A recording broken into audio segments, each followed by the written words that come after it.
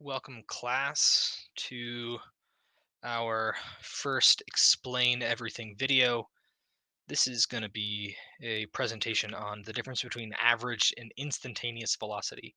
I did not stress this too much in the intro to physics as it wasn't all that important, but here in AP Physics it will be.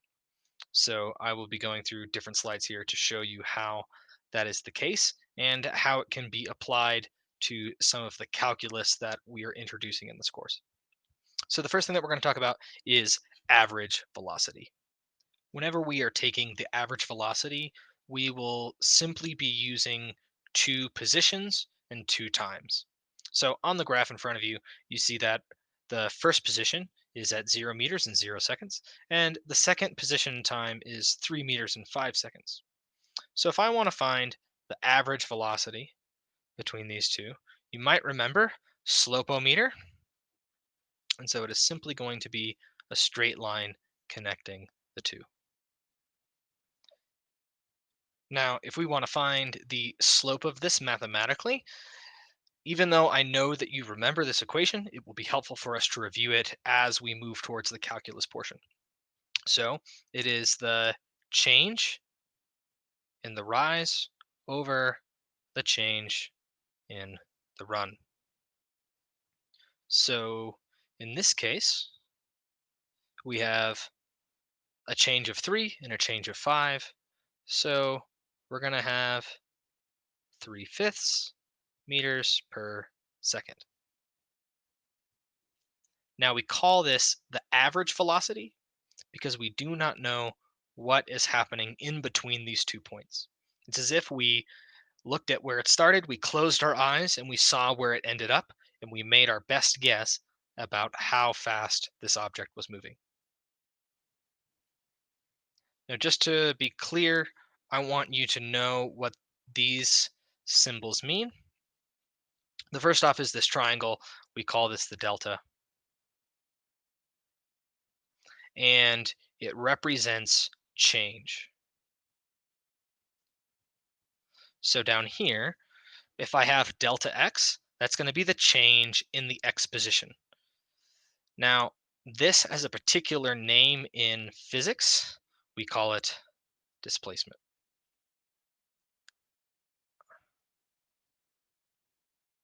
This is the difference between the initial and final position. One interesting thing that you may remember from your ninth grade physics class is if I begin and end my motion at the same point, then I have a displacement of 0. And, right, if my delta x over delta t, if that's 0 over, I don't know, let's say 2 minutes, right, then my average velocity is still 0 meters per second. So this is one funky thing about average velocity that you need to be careful about. If you begin and end at the same position, then you have 0 average velocity, even if your instantaneous velocity was non-zero at several times. Now, on this graph, you can see that I've drawn the positions at every time. So, right, we have a continuous function of position as a function of time, but I have still highlighted those 2 points. So you can see that the red slope there does not represent the rest of the graph.